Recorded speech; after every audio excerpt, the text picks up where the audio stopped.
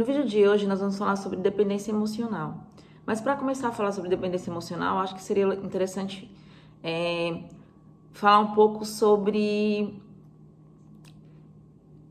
as características do ser humano, né? Então, todo ser humano, ao nascer, nasce incompleto, né? Então, o bebê humano, ele nasce totalmente dependente, né, de alguém. Então, até mais ou menos os 5 anos, até, digamos, vamos pensar aqui, até uns 7 anos, 8 anos, a criança, o bebê, e aí a criança, o bebê, depois a criança pequena, né, ela vai estabelecendo relação de confiança com as pessoas que cuidam dela, né?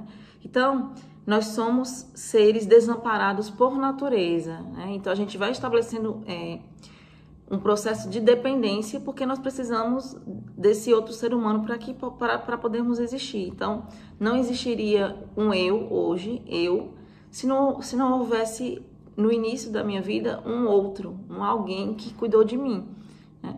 E aí, nessa relação de dependência que é natural, né, da criança para com a mãe, da criança para com o pai, da criança para com os seus cuidadores, essa relação de dependência, ela pode se desenvolver e gerar uma relação de autonomia, né, entre ambas as partes. E aí a criança, existe uma fase do ciclo vital, segundo Erik Erikson, que é justamente a dependência versus autonomia, né? E aí vai depender muito das características desse pai, dessa mãe, dos cuidadores, para que essa criança ela possa desenvolver uma sensação um autoconceito, né? Um autoconceito positivo, um autoconceito confortável, né? Então a gente sabe que uma pessoa que é dependente, que tem essa... E uma coisa interessante também de falar é que a dependência emocional, ela não é uma patologia, ela não é um transtorno. Porém, existe um transtorno de personalidade chamado dependente, né? Mas aí isso já é outra coisa. Dependência emocional é um traço, a gente poderia falar, uma condição, mas não chega a ser um transtorno mental. E aí a gente poderia dividir essa questão da dependência tanto num traço, numa característica de personalidade. Então, existem pessoas que têm realmente uma característica mais dependente, mas também pode estar relacionado à dinâmica de determinados relacionamentos, né? Então, às vezes, uma pessoa que ela era super assertiva, conseguia tomar suas próprias decisões, escolher coisas, de repente, num relacionamento, ela se torna, né, por causa da dinâmica daquele relacionamento, ela se torna dependente daquela pessoa. Então, uma coisa também interessante de falar é que muitas vezes uma pessoa que se torna dependente emocionalmente, né? Então, quando é uma característica da personalidade, um traço, você percebe que em todos os relacionamentos afetivos ou sociais, essa pessoa vai ter um pouco dessa dependência, né? Não vai conseguir tomar decisões, vai sempre ficar pedindo a opinião das outras pessoas, né?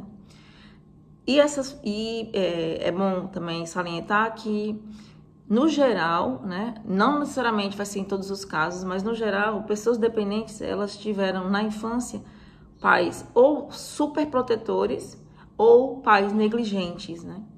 Então, nem 8, nem 80, né? E a gente tem que entender que os pais, eles são realmente os arquitetos, eles são os engenheiros da autoestima, do autoconceito, né?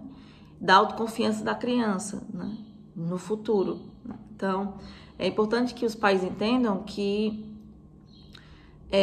quando a gente fala, né, nos acompanhamentos, na psicoorientação que a gente dá para os pais dos pacientes, quando a gente fala que não é legal bater, não é legal xingar, não é legal gritar com a criança, é que essa criança ela está em processo de constituição subjetiva, né? Quando você grita, quando você bate, quando você xinga uma criança pequena, então você está ali fazendo com que essa criança ela vá desenvolvendo, ela vá se constituindo enquanto pessoa com pensamentos e crenças disfuncionais, com crenças de desamor, crenças de desamparo e crenças de desvalor, né? Então, sabemos que bater, gritar, xingar, além de você não educar a criança, você ainda vai transformar esse ser espontâneo, esse ser saudável emocionalmente, num futuro neurótico, num futuro deprimido, né? E acredito que os pais eles não querem isso, né? Então, orientar, conversar, educar de uma forma a que a gente possa prezar sempre pelo reforço positivo e não pela punição, né? É muito mais eficaz e a longo prazo vai ser bom para todo mundo, né? Daí, quando a gente fala para os pais que não pode de maneira nenhuma bater, é justamente nesse sentido, porque você vai criando, estabelecendo com a criança uma relação de duplo vínculo, é o que a gente fala, né? Duplo vínculo é justamente isso, você bate porque você ama, né? Então, muitas relações no futuro, né, muito, no geral, das mulheres, né, não necessariamente uma mulher que tem uma dependência do marido, está ali por causa de uma questão financeira, mas pode ser também, né? Mas pode ser uma questão do traço que ela foi desenvolvendo, né, relacionados a essa relação de duplo vínculo que ela estabeleceu com pessoas da sua infância, né? Então, quando você bate, diz que você bate porque você está educando, quando você bate e você diz que está batendo porque você ama aquela pessoa, isso não existe consistência, isso é um paradoxo, né? E aí você vai criar uma relação aí de duplo vínculo com seu bebê, com a sua criança, e no futuro essa pessoa ela vai baixando, vai reduzindo muito o seu autoconceito, né? Ela vai acreditando que não é bom o suficiente, que não consegue resolver seus próprios conflitos sozinha, que precisa sempre de alguém para validar as suas ações, tanto em casa, no âmbito doméstico, quanto no âmbito profissional, né? Então, muitas vezes é uma característica que foi desenvolvida na infância dessa pessoa, né? Então, por isso que é importante, mais uma vez, que os pais eles tenham cuidado, né? Tenham paciência, né? Saiam um pouco do seu narcisismo e invistam no narcisismo da criança, né? Entendendo que a criança é um ser espontâneo. E bater, gritar, xingar não ajuda, não educa e vai criar um sujeito no futuro com autoconceito negativo.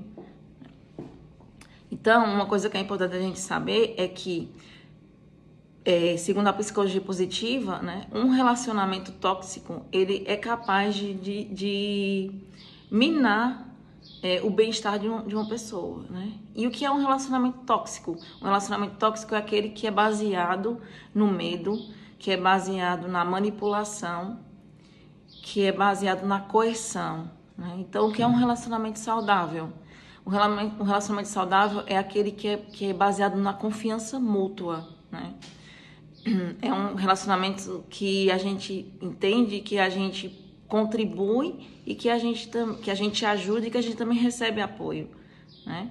Então, nós somos seres desamparados por natureza, porém, esse desamparo, com o tempo, com o desenvolvimento, com a constituição subjetiva, a gente vai conseguindo entender que a gente pode operar sobre o meio, que a gente vai desenvolvendo uma autoestima saudável, a depender, é claro, né, de como nós fomos desenvolvendo na nossa primeira infância, até na adolescência, esses relacionamentos com essas figuras de autoridade.